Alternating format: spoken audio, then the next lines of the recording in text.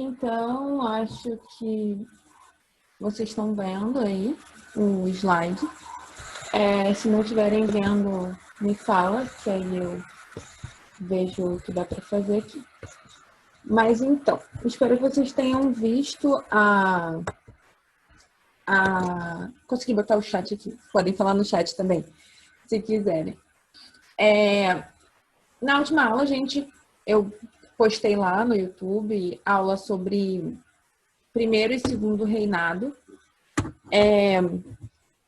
Então, a gente vai começar a partir daí, que é a partir do momento em que o Dom Pedro II volta para Portugal, sai deposto, né, do Império, e o Brasil vira uma república. Então, a gente vai começar falando, a gente chama esse período de República Velha, que é ou Primeira República, né? Que é a primeira república que existiu no Brasil depois da monarquia. Eu coloquei aí para a gente começar com o que é república, né? Porque às vezes isso não fica muito claro, isso não fica muito visível para os alunos e tudo mais, porque quando a gente fala de república fica uma coisa meio solta. Então eu coloquei aí, eu vou ler, depois vou explicar. Em primeiro lugar, a república vem do latim res publica, que significa coisa pública, coisa do povo. Nesse sentido, um governo republicano é aquele que põe ênfase no interesse comum, no interesse da comunidade, em oposição aos interesses particulares e aos negócios privados. Sobre esse ponto de vista, a república não difere somente da monarquia, mas também da aristocracia e da democracia, conceitos que ressaltam o princípio do governo, de alguns ou do povo. Ao contrário, a república se volta para a finalidade do governo, o interesse do bem comum. Então, é basicamente isso que significa república, né? Essa coisa do povo, onde o povo participa e onde o governo deve ser feito para ouvir o povo e para saber, né, as necessidades desse povo e tudo mais. Então, por isso que as repúblicas, por exemplo, na Grécia Antiga, que é onde a gente vê o nascimento da república, né, na Antiguidade, por isso que a gente já tem Senado, essas questões. Isso eu acho que vocês vão ver ou já viram com o professor André, que ele provavelmente vai falar de república, mas eu quis trazer um pouquinho essa explicação, sabe? Para não ficar uma coisa solta, uma coisa, república, viramos república, o que aconteceu? Não, república é basicamente isso e a gente vai ver como que a gente chegou lá, né? Então, como nos tornamos república, né? A gente se torna república, para a gente entender como a gente se torna república, a gente precisa entender como a gente saiu do reinado e vamos nos tornar uma república. E é importante a gente ter muito em mente que nenhuma mudança política grande, como a transição do reinado para a república, nenhuma mudança política acontece do dia para a noite. Essas mudanças, essas transições, elas são graduais. Elas vão acontecendo devagar. E é isso que acontece com a República no Brasil. A transição do reinado, do segundo reinado para a República, ela é uma transição gradual, não é algo que acontece de uma hora para outra. Como eu sempre falo, né? Dormimos na monarquia, acordamos na República. Não. Isso já vem de algum tempo. A gente já consegue ver as bases dessa coisa se formando há um tempo e tudo mais. No caso do Brasil, essa proclamação da República ela só foi possível por causa de uma série de questões que vão marcar uma crise durante o segundo reinado, crise na monarquia. A gente viu que a gente tem crise no primeiro reinado, tanto que o Dom Pedro I é obrigado a abdicar do trono e volta para Portugal. A gente tem as crises no período regencial, as revoltas no período regencial, e a gente vai ter as crises no segundo reinado também. Então, o Brasil é um país onde ele muito insatisfeito com essas primeiras políticas. Então, a gente sempre vai ter essas mudanças como uma resposta a todos os movimentos que vão se ganhando força dentro do território durante muito tempo.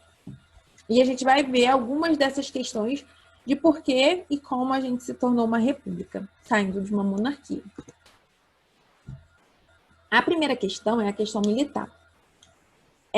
Depois de 1870, o exército brasileiro ele vai voltar vitorioso da Guerra do Paraguai. A gente conversou sobre a Guerra do Paraguai, o conflito que tem entre o Brasil e o Paraguai. Então, assim, o exército vai voltar, né, vitorioso dessa guerra. Então, entre a sociedade, o exército estava bombando, estava muito bom, estava, né, conquistando o apreço público. O exército estava com uma moral muito boa, né, com uma moral muito forte depois da vitória na guerra. Até aí, ok. Mas muitos recrutas e combatentes desse exército eles eram escravos.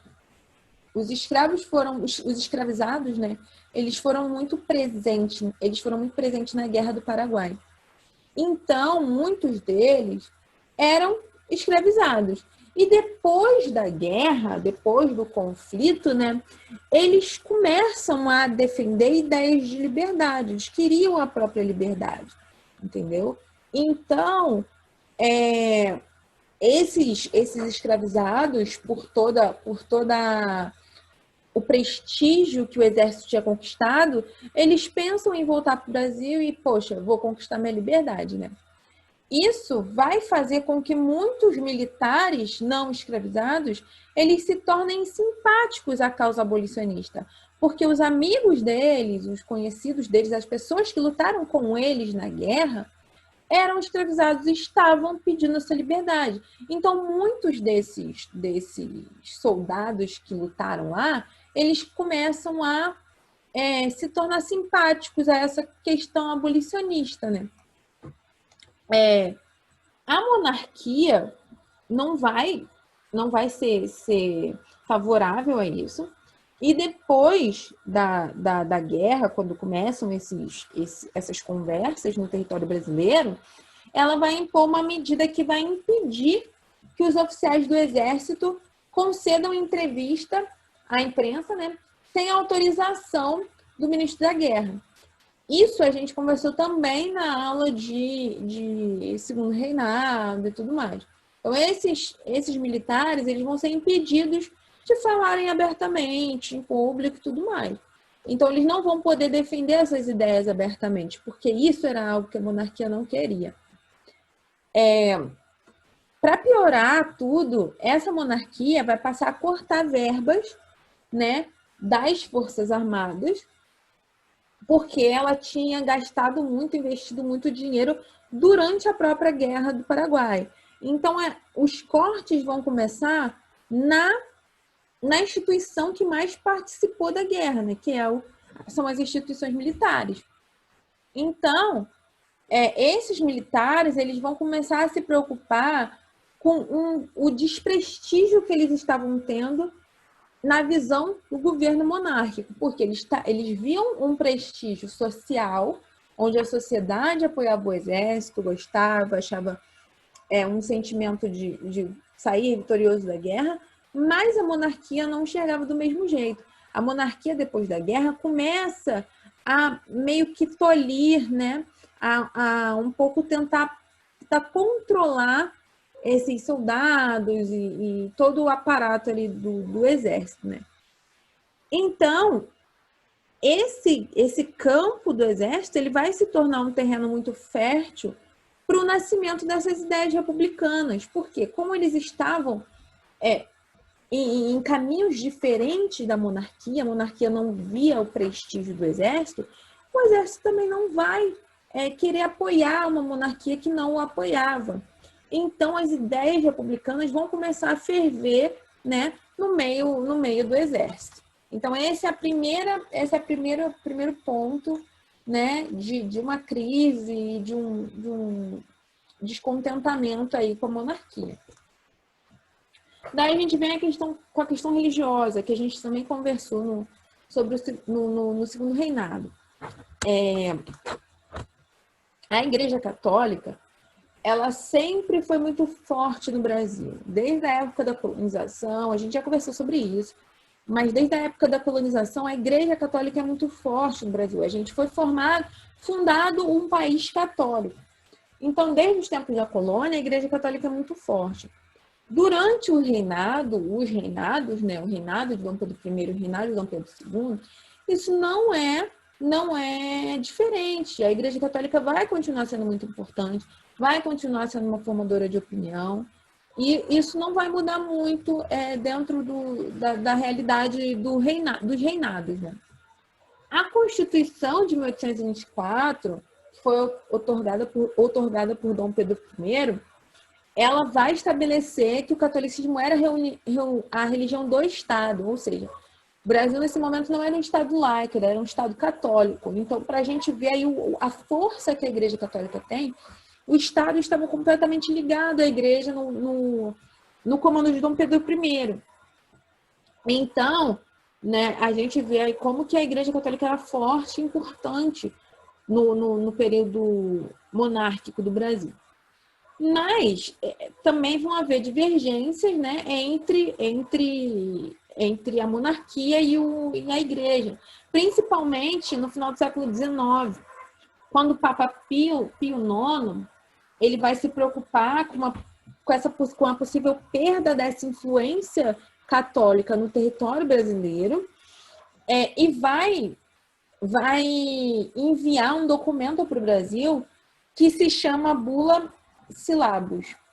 Nesse documento, entre várias coisas, né? Mas essa bula, ela vai determinar que todos os membros da maçonaria que fossem ligados à maçonaria fossem excomungados da igreja. Por quê? Porque existiam muitos maçons no Brasil e a Igreja Católica não queria perder terreno para esses maçons, entendeu? Então, eles tentam fazer com que os maçons, pelo Estado brasileiro ser um Estado um Estado católico, eles tentam fazer com que os maçons percam um pouco esse espaço, né? Mas o Dom Pedro II, ele tinha uma forte ligação com a maçonaria. Alguns autores vão afirmar que ele era um maçom. Então, ele vai falar que essa ordem, que ele não reconhece essa ordem, ele não reconhece esse documento papal.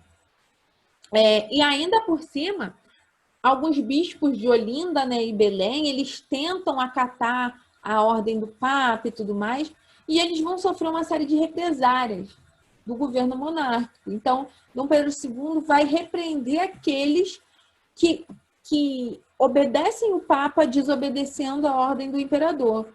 Então, a partir daí, a monarquia vai perder muito do apoio da igreja, que é uma das maiores instituições que tem no Brasil.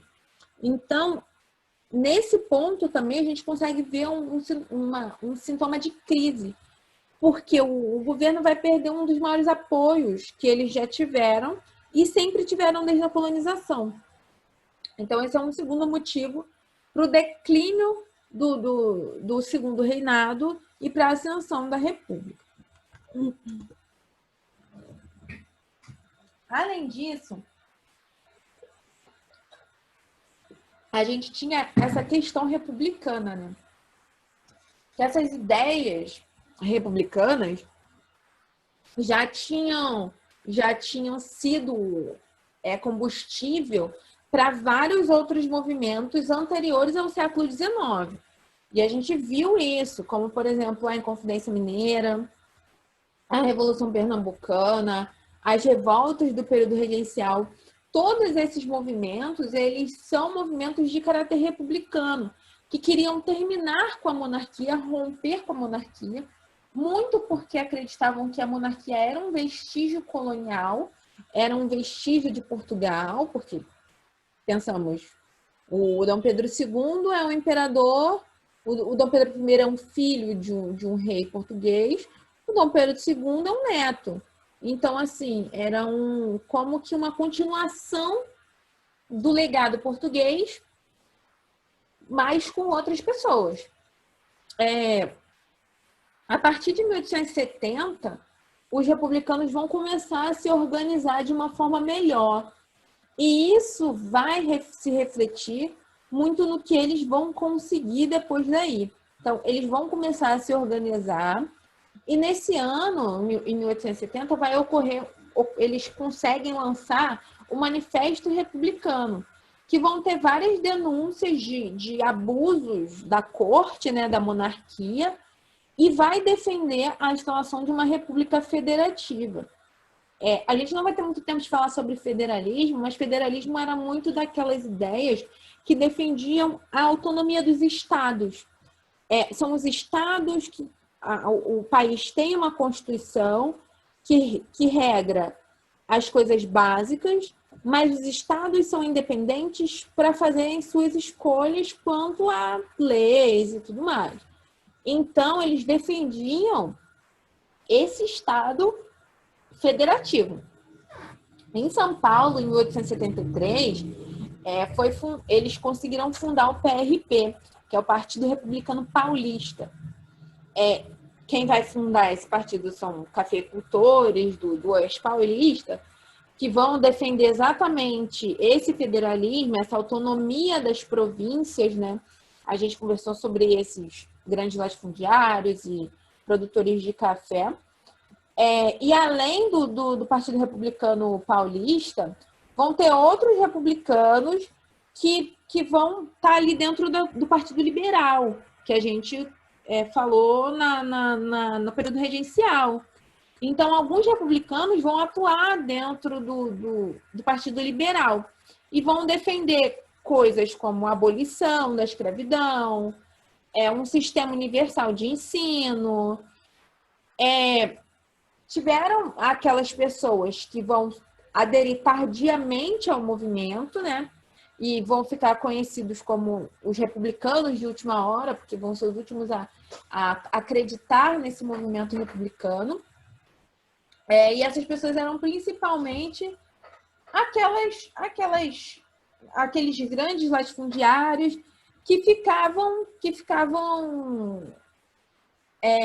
contra a abolição da escravidão, principalmente, porque era um prejuízo, né, e tudo mais. A abolição da liberdade dos escravizados significava prejuízo para o dono de escravos, né? Então, eles não vão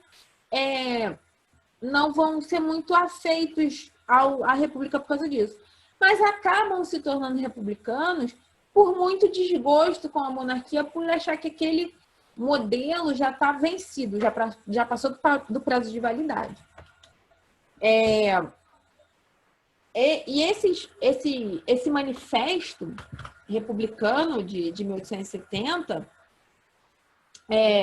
vai ser assinado por alguns setores da sociedade, como a gente já viu, o Exército vai assinar esse manifesto, os cafeicultores do Oeste Paulista, os religiosos que estavam descontentes com a posição da monarquia, os jornalistas, poetas, intelectuais, todos influenciados por um ideal positivista e tudo mais. Então, esse manifesto republicano vai ser assinado por uma galera, não vai ser por pouca gente, não. Então, por isso que ele é tão importante. Falando sobre o positivismo, né?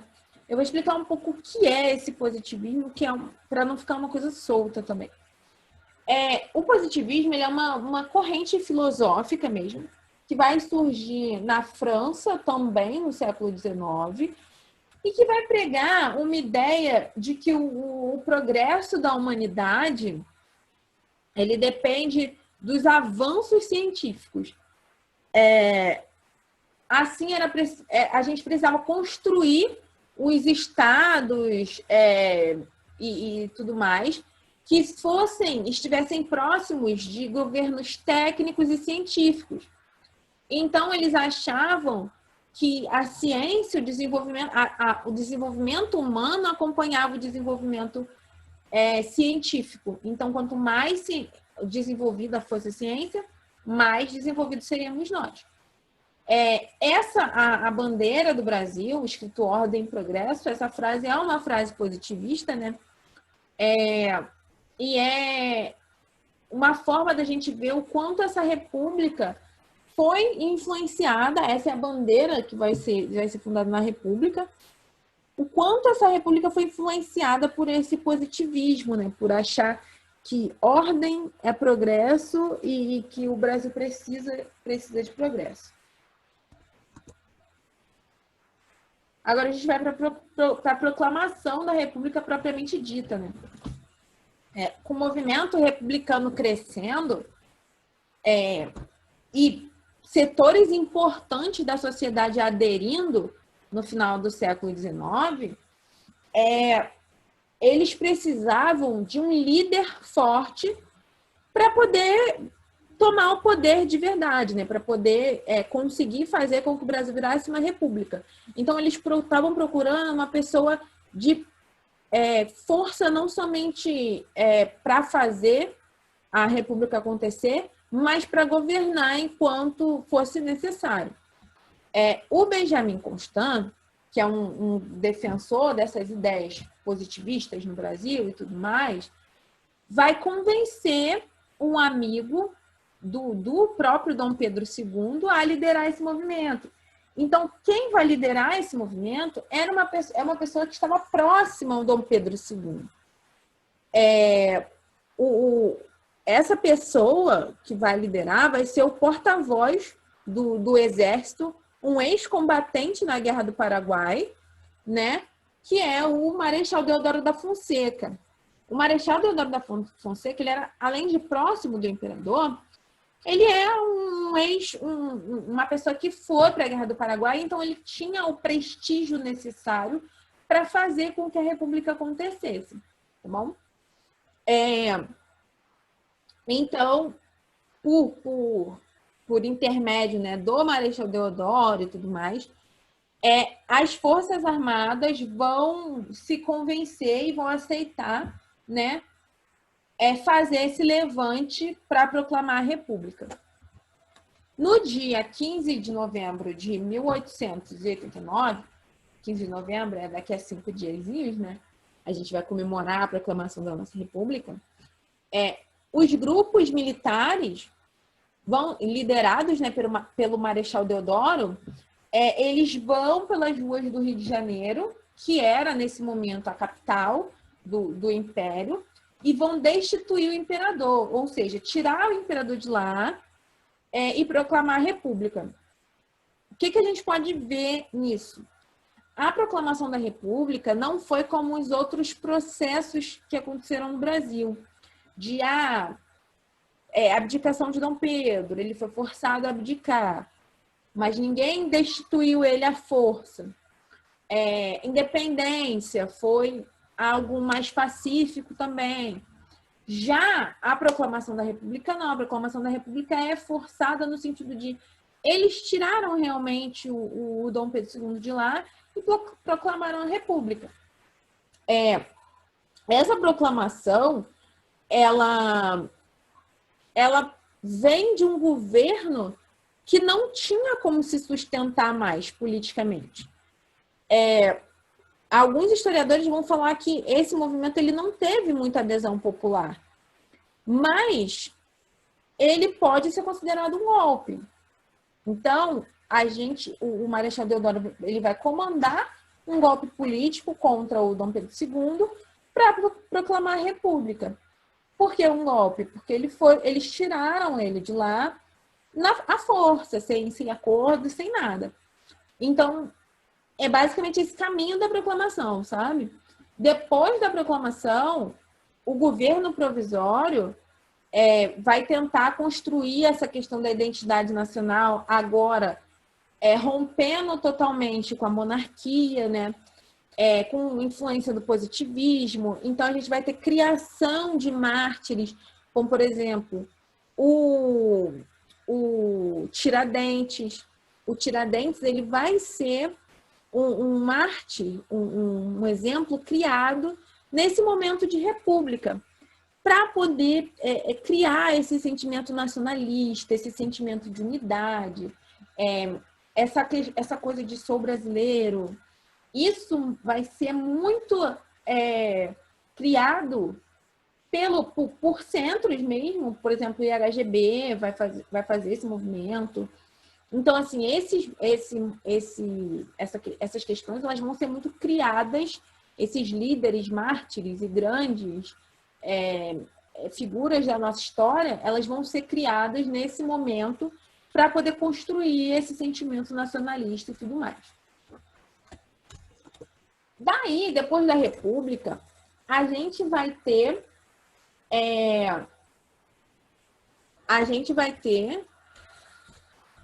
vai terminar daqui a 10 minutos. Aí eu mando outro link para vocês, tá? Vou falar aqui até onde der.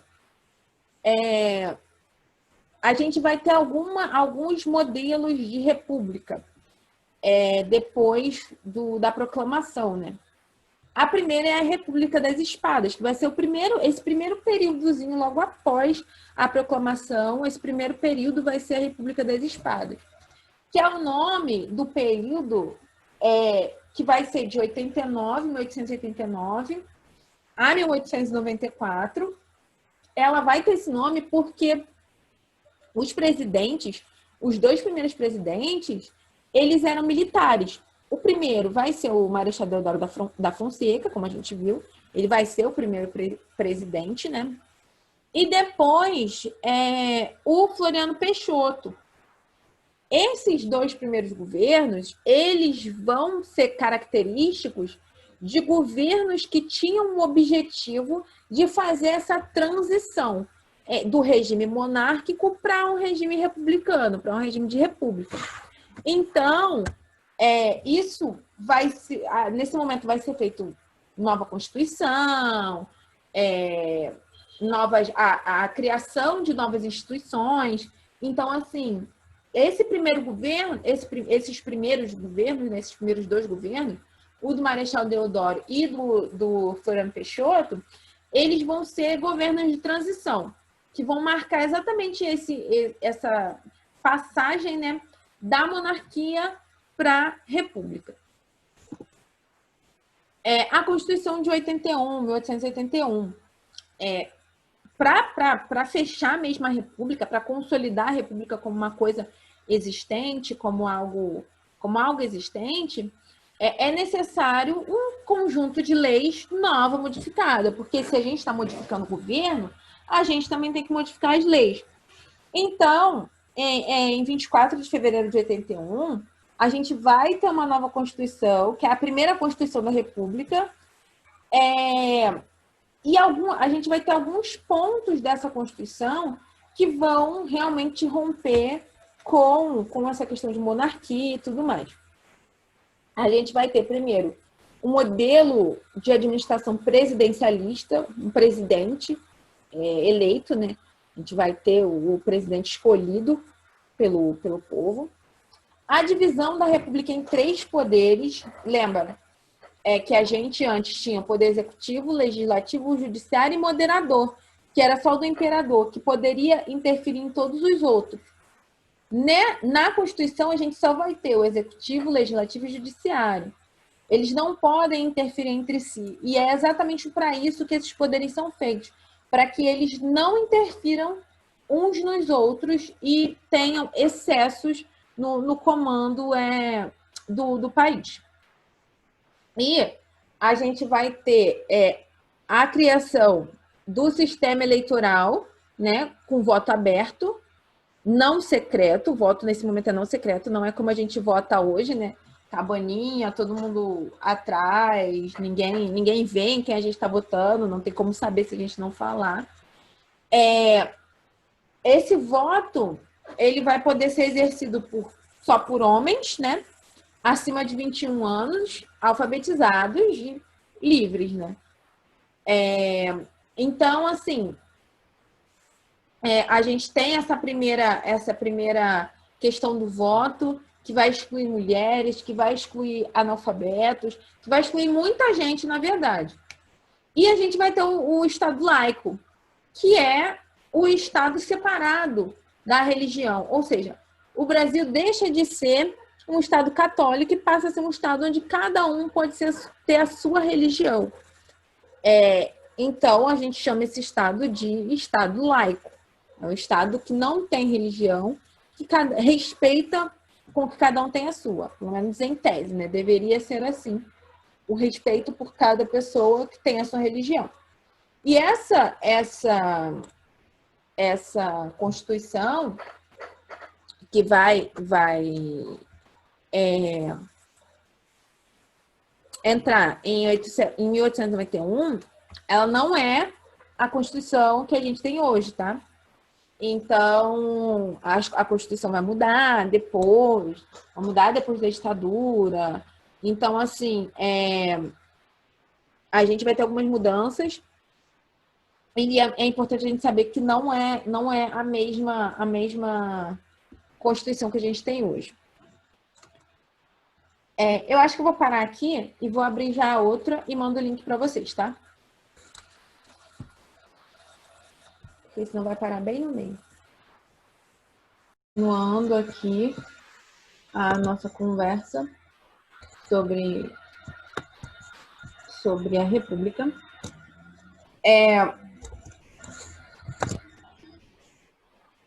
Aí, a gente vai falar um pouquinho sobre os presidentes, né, dessa República das Espadas que a gente falou. Depois da Constituição, o Marechal Deodoro, ele vai deixar de ser o presidente provisório e vai passar a ser um presidente constitucional. Ou seja, no início, o Marechal Deodoro só entra no poder para poder terminar de fazer a proclamação da República mesmo, né? Depois da Constituição, ele passa a ser o presidente constitucional mesmo, né? Apesar da tomada, dele ter comandado essa tomada do poder, né, para a transição republicana, o Deodoro ele vai ter pouca habilidade para negociar com esses diversos grupos sociais nos primeiros anos da República. Por quê? O Deodoro, ele não é um político, ele é um integrante do exército. Ele não é um político. Então, ele vai ter dificuldade para fazer aquilo que políticos fazem, que é negociar com um grupo, negociar com outro grupo, ouvir um grupo, ouvir outro grupo. Ele vai ter dificuldade para fazer isso, né? E a gente tem que pensar que não vai ser fácil consolidar uma república, né, no Brasil. Por quê? Os militares, eles vão ocupar a presidência e eles vão desejar um regime republicano centralizado. Então, eles não queriam muita autonomia para as províncias, para os estados, né? Eles não queriam muita autonomia para as províncias. Já as oligarquias rurais, aquelas pessoas que têm dinheiro, os grandes latifundiários, produtores rurais, eles vão querer exatamente o contrário. Eles vão querer serem representados pelo legislativo, né? Mas eles queriam um regime republicano federalista, que tinha, onde eles conseguiriam autonomias para as províncias, né? Era o contrário da centralização. Eles não queriam que o Deodoro decidisse por eles, eles queriam decidir por si próprios o que seria melhor para as suas províncias. Então, esse vai ser um dos embates que vai ter ali entre o Deodoro e essa galera que está vendo o crescimento da República. O Deodoro, ele vai ser o presidente que vai ter diversos atritos com o legislativo. Então, ele não vai ser um presidente tão amável assim às estruturas republicanas, né? Então, ele vai ter, sim, divergências com o legislativo, ele vai ser ameaçado de impeachment, vai dissolver o Congresso, né? E decretar estado de sítio em 1891. Então, assim, o Deodoro, ele não vai ser tão republicano quanto as pessoas pensavam que ele fosse ser. O Deodoro, ele vai ser menos republicano que isso. E ele mostra isso quando ele dissolve o Congresso, quando ele não ouve, né, as pessoas que não concordavam com ele. Então, assim, ele não vai ser tão... Vai ser o que vai promover a República, mas não vai ser tão republicano quanto a gente achava que é. Aí vai ter um movimento antideodorista, né?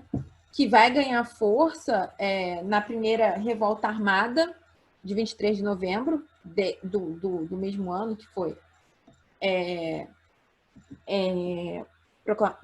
do mesmo ano da Constituição.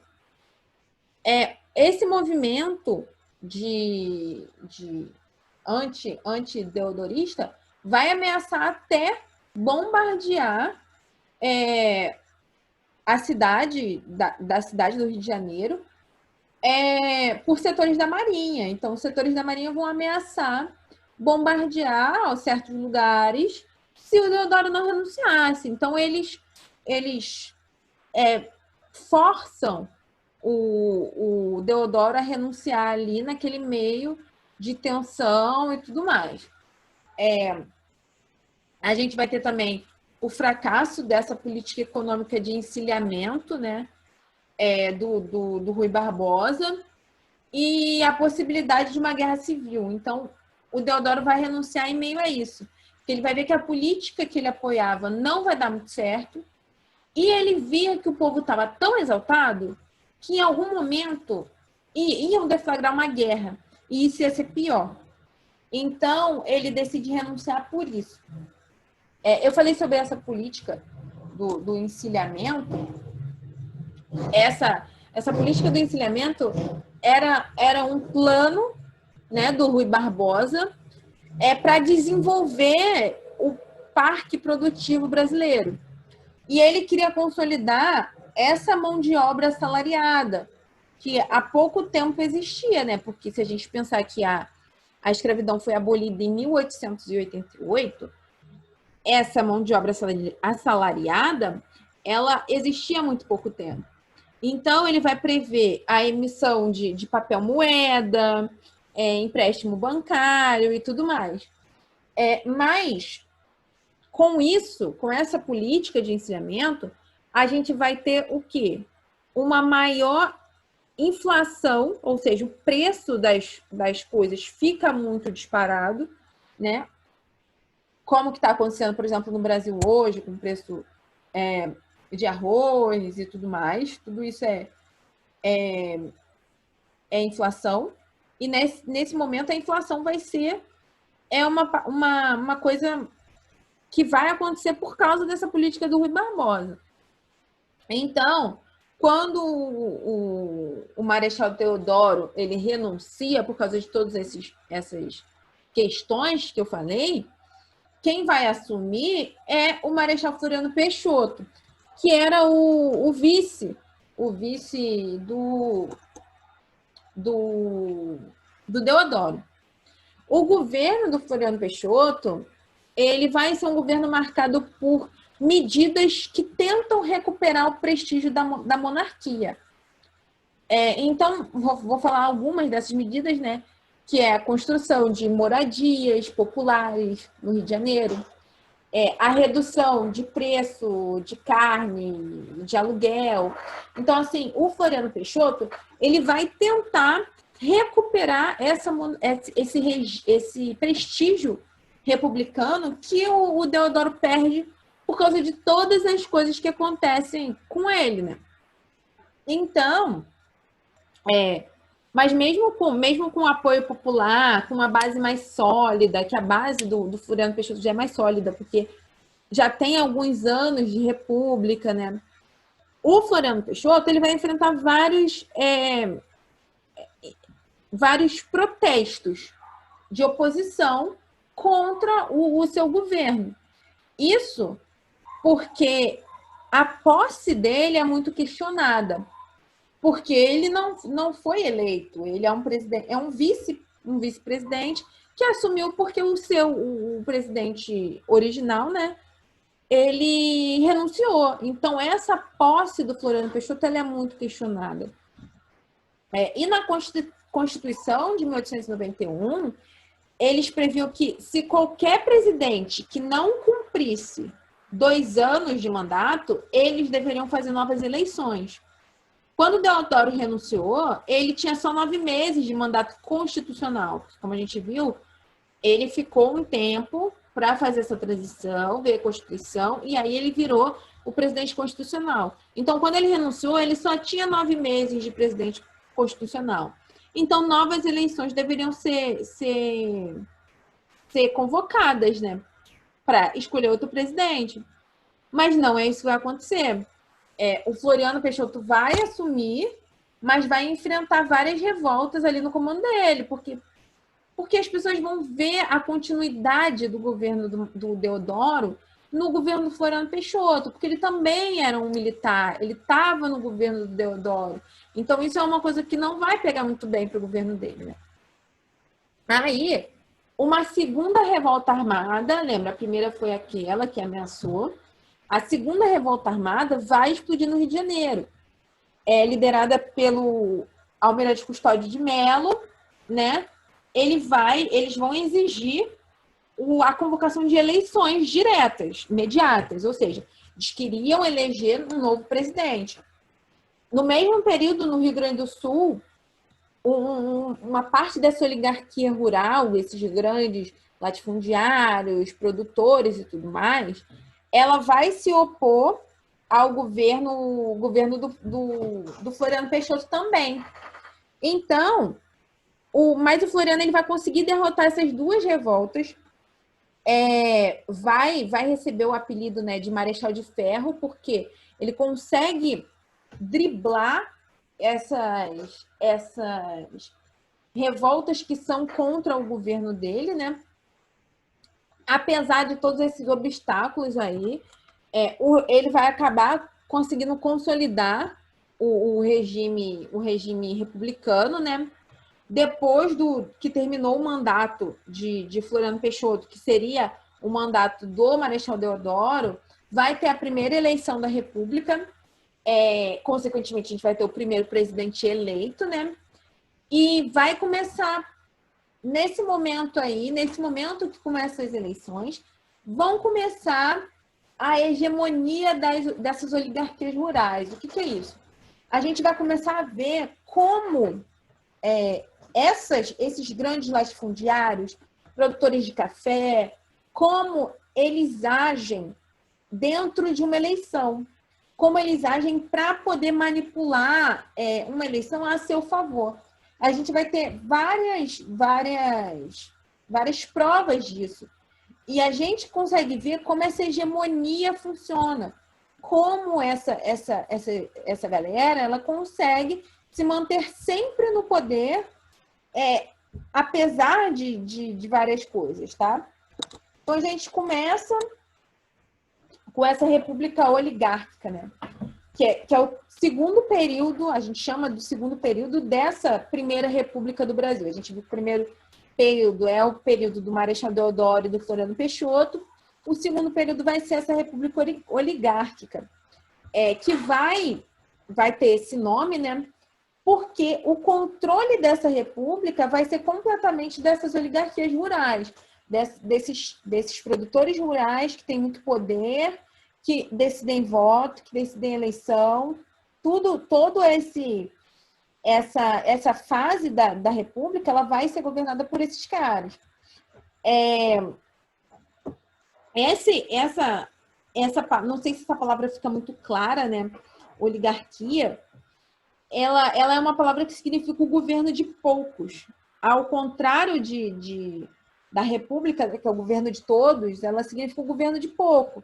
Então, se a gente está falando de uma oligarquia rural, quer dizer que a gente está se referindo exatamente a essas pessoas do latifúndio, grandes proprietários de terra, grandes produtores de terra e tudo mais.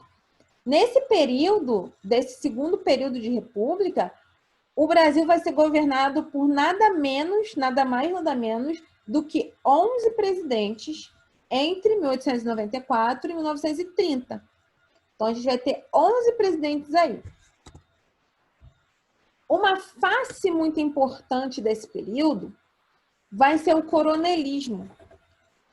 A consolidação da República, o Brasil consegue consolidar a República, né? Mas ela vai manter a mesma estrutura agrária dos tempos do Império. A gente não vai fazer reforma agrária, a gente não vai dividir terra, a gente não vai tomar terra de grande latifundiário.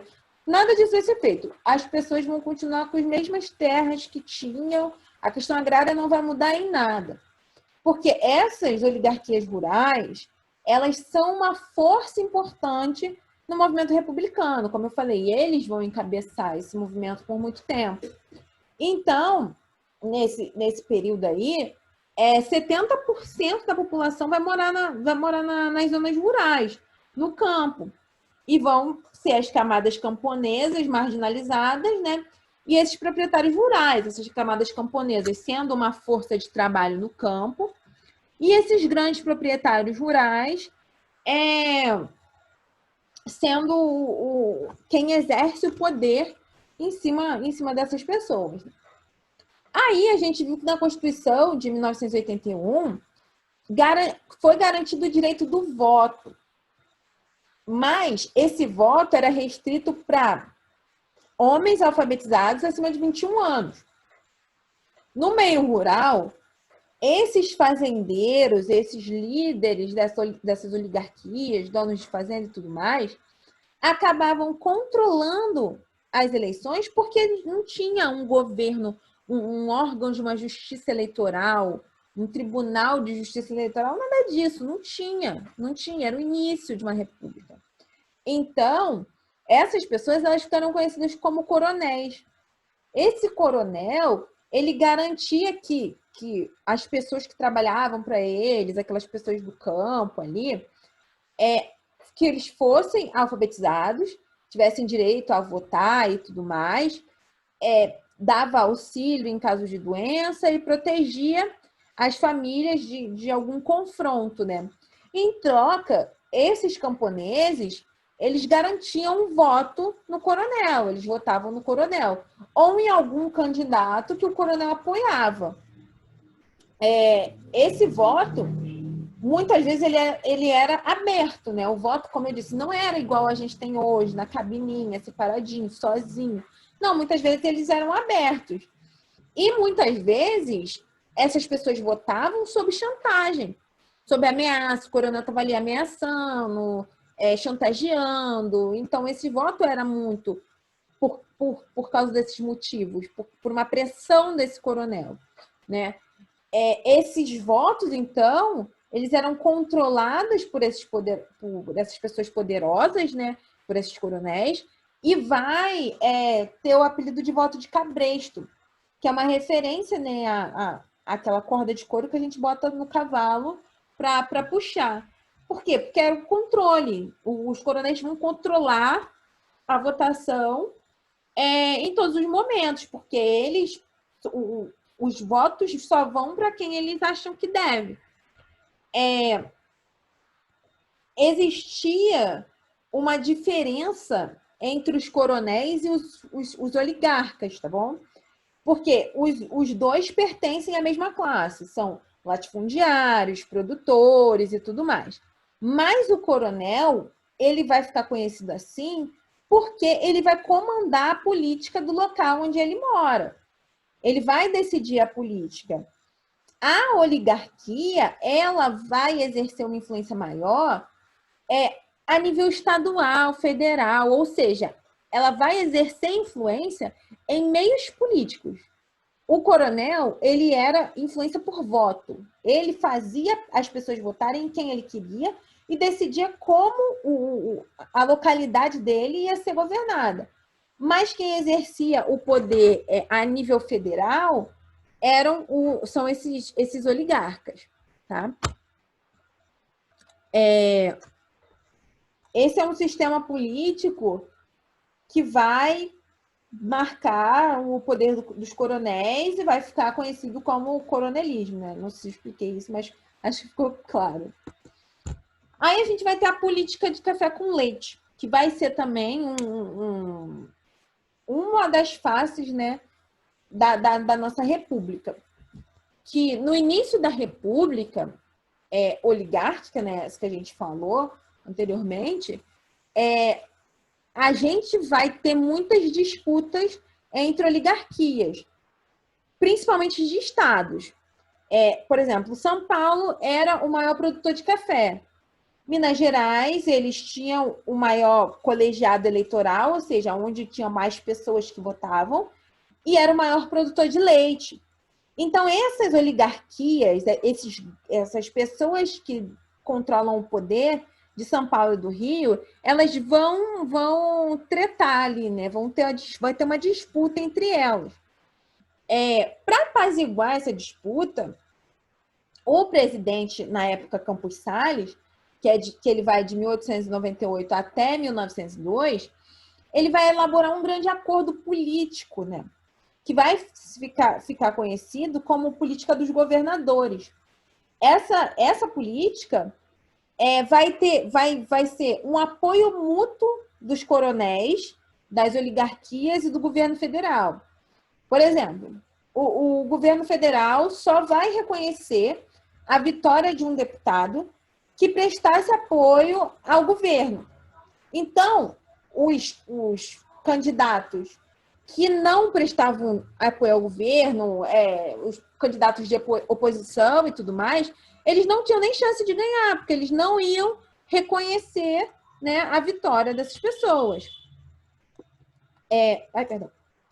Como consequência disso, o Partido Republicano Paulista e o Partido Republicano Mineiro, eles vão ter uma aliança muito forte, né? Que vai resultar no revezamento do governo federal. Então, até 1930, esses dois estados, Minas e São Paulo, vão eleger quase todos os presidentes.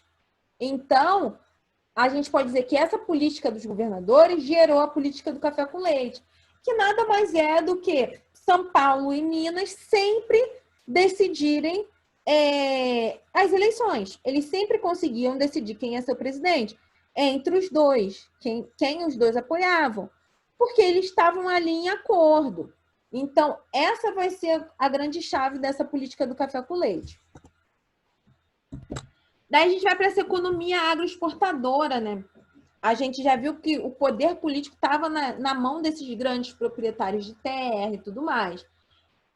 Essas propriedades, muitas das vezes, produziam café. A economia brasileira, ela vai ser um modelo agroexportador, né? Sempre foi, né? E vai exportar muito café. E para isso, precisaram ser construídas políticas que valorizassem o café, políticas que valorizassem o produto principal, né, exportado pelo Brasil. No século XX, o Brasil vai produzir tanto café que, às vezes, eles vão superar a necessidade do mercado mundial, ou seja, vão produzir mais do que aquilo que eles conseguem vender, exportar e tudo mais. Então, quando isso acontecia, o país sofre uma crise de superprodução, ou seja, ela produziu mais do que o necessário. E para superar essa crise, os governos de São Paulo, Minas e Rio vão elaborar um grande acordo que vai ficar conhecido como Convênio de Taubaté.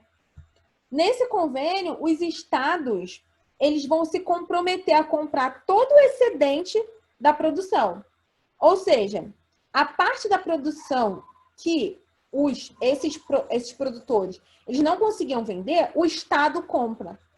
O poder público compra desses grandes latifundiários e dessas pessoas que produziram demais. Então, eles sempre tinham para quem vender. Porque se eles não vendessem para fora, eles vendiam para o governo. É claro que essa política ela só vai favorecer os cafeicultores, os produtores, porque eles não tinham motivo para produzir menos. Eles iam vender de qualquer jeito. E eles só os ganhos deles vão ser verdadeiros, né? Porque para o Estado, a gente vai ter sempre prejuízo. Então, o governo de Taubaté começou aí, o convênio de Taubaté, né? Começou aí em 1906, por aí. Do lado do café, outros produtos também são importantes. Tem alguns produtos importantes no Brasil durante a República Oligárquica, né? A gente pode citar, por exemplo, o início do ciclo da borracha, que é de 1879, 1912, que vai ser muito explorado na região da Amazônia, que tem lá as maiores reservas de seringais, né? Claro, utilizando mão de obra nordestina, a produção de borracha brasileira, ela vai abastecer várias indústrias, como bicicleta, automóvel, isso nos Estados Unidos, né, na Europa e tudo mais, mas com mão de obra nordestina e naqueles moldes que a gente sabe muito bem de trabalho assalariado, mais para trabalho escravizado do que qualquer coisa. Já na Bahia, a gente vai ter a produção de cacau, que vai abastecer indústria de chocolate e tudo mais. Então, principalmente, a gente tem nesse momento café, borracha e cacau. Mas o Brasil, como a gente já viu em outros momentos, né? Ele produz muitas coisas. Mas nesse momento, as principais são essas. Aí a gente vai ter isso que eu chamei aí de surto industrial, né? O capital acumulado, né, dessa economia cafeeira, e a necessidade de diversificar a economia, porque era só uma economia agrária e tudo mais, vai gerar esse surto industrial do início do século XX. A gente ainda não pode falar de uma política de industrialização, porque a gente não vai ter nesse período um projeto de governo que vai tentar trazer indústria, incentivar a indústria, não. As primeiras fábricas que vão surgir no Brasil, elas vão ser uma indústria, o que a gente chama de indústria leve, ou seja, produção de têxteis, de tecido, né? Alimento. Durante a Primeira Guerra Mundial, o Brasil vai acelerar esse surto industrial, que vai meio que substituir, vai buscar, né, a substituição de importações, então vão tentar produzir aqui no Brasil. Esse processo, a gente marca esse processo, o surgimento de novos atores sociais, a gente vai ter o crescimento da burguesia, dessa burguesia industrial, né? O proletariado urbano, ou seja, as pessoas vão começar a ir para as cidades para trabalhar nas fábricas. Essa burguesia, ela vai ser formada pelos grandes proprietários das fábricas, os proletariados, que são a força de trabalho, né? A mão de obra que trabalha nessas indústrias, ela vai ser, muitas vezes, de imigrantes e tudo mais. Então, a cidade do Rio de Janeiro e de São Paulo, eles vão viver um período de crescimento, de urbanização, porque vai ter essa demanda, né, de construção de novas fábricas, então vai precisar construir novas ruas, vão surgir transportes, iluminação, porque essas pessoas precisavam ir e voltar do trabalho. Então, para além do surto industrial, a gente vai ter essa questão da industrialização e tudo mais. Da industrialização, não, da urbanização, perdão. E tudo que vem com isso, né? Só que essa república também vai entrar em declínio, é claro, né? A gente tem outra república hoje. Então, a gente tem que ver que alguns movimentos vão ser os protagonistas de contestar, né? Eles vão contestar, criticar, lutar durante a década de 20 para derrubar mesmo a Primeira República. Então, o declínio da Primeira República vai ser muito por causa dessas contestações e tudo mais. Então, esses movimentos eles vão contribuir, claro, para a Revolução de 30, né, a queda do poder das oligarquias rurais e tudo mais. Então, esses movimentos que a gente vai falar vão ser muito importantes na derrubada, né, dessa República Velha, como a gente chama. A gente primeiro tem o movimento tenentista, né, que é um dos movimentos mais relevantes dessa época de 20. Os protagonistas desse movimento são os jovens militares, né, de patente baixa, que vão fazer frente a esse poder dessas oligarquias rurais, vão reivindicar um sistema universal de ensino, a criação da justiça eleitoral, que vai tentar, né, pôr um fim nessas fraudes eleitorais, nesse voto de cabresto. Então, esse movimento tenentista vai reivindicar isso. Ele vai ser responsável por uma série de levantes armados mesmo, pessoas armadas, que vão contribuir para o fim, né, desse poder, dessa oligarquia. Vão ser vários movimentos, vou citar alguns: Revolta dos 18 do Forte, em 22, Revolução Paulista, em 24, Coluna Prestes, em 25 a 27. Então, assim, esse movimento tenentista, desses jovens militares, ele vai ser muito nessa oposição, e principalmente na oposição armada mesmo, à república que a gente tinha no Brasil. A gente vai ter a Semana de Arte Moderna, que a gente tem que pensar que a vida cultural brasileira no início ela era voltada completamente para a importação de arte europeia, ou seja, a vida social brasileira, a vida do povo brasileiro não estava refletida nas artes, nas obras de arte. Pensando nisso, um grupo de artistas vai organizar essa Semana de Arte Moderna em São Paulo, que vai ser em 1922.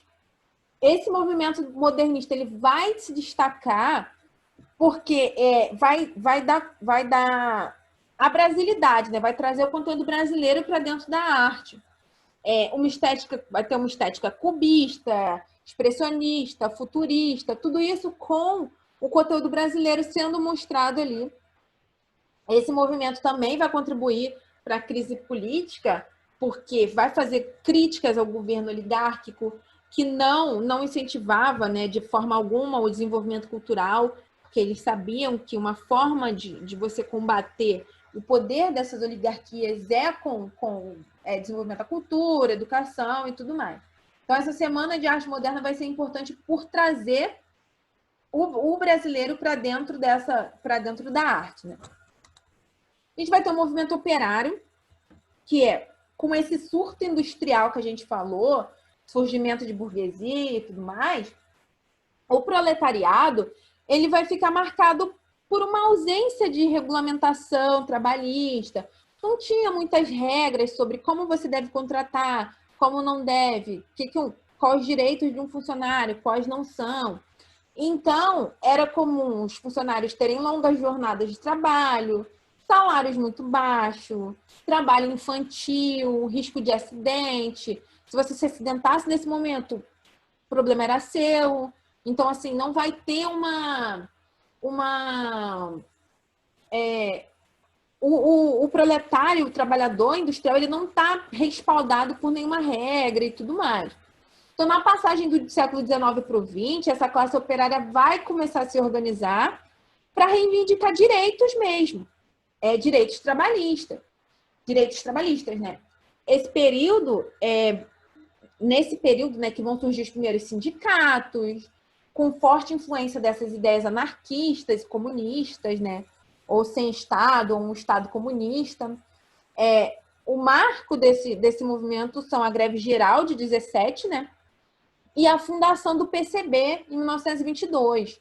Então, a gente vai ter esse movimento operário muito forte nesse momento, e isso vai fazer muita frente também a essa república oligárquica que a gente tinha. A gente vai ter essa reação republicana, né? O descontentamento em relação a essa hegemonia, São Paulo, Minas, vai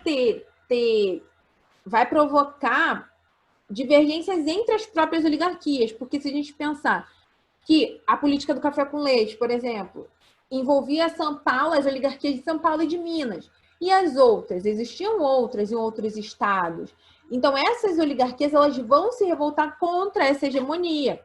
Então, as oligarquias do Rio Grande do Sul, Bahia, Pernambuco, Rio de Janeiro, eles vão começar a questionar essa política do café com leite.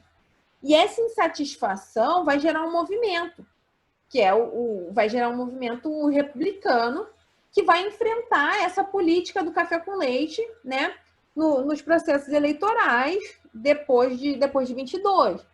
Eles não vão conseguir chegar ao poder, né, mas vai contribuir para uma crise política, para essa crise política do final do século XX. E, por último, a gente tem as lutas populares. A República Velha também é marcada, né, por essas revoltas. A gente sempre teve revoltas sociais nos governos brasileiros, né? A miséria, a marginalização da população, principalmente da população rural, elas vão dar origem a movimentos violentos mesmo, né? Guerra de Canudos, por exemplo, Revolta do Juazeiro, a Guerra do Contestado, que é uma guerra extrema. A Guerra do Contestado é uma guerra extremamente violenta. Queria que a gente tivesse tempo para falar sobre a Guerra do Contestado, mas é uma guerra extremamente violenta. Então, essas revoltas, né, populares, elas vão enfrentar o coronelismo, a oligarquia, vão enfrentar a oligarquia, elas vão ter muito desses movimentos, desses elementos religiosos, né, dessas lideranças religiosas. Então, assim, todos esses movimentos, tanto o movimento tenentista, Semana de Arte Moderna, o movimento operário, essa reação republicana, essas lutas populares, como Guerra de Canudos, Guerra do Contestado, todas elas vão ser uma forma de crise para essa república. E essa república vai se deteriorando aí. Essa república vai vai acabando, né, aí.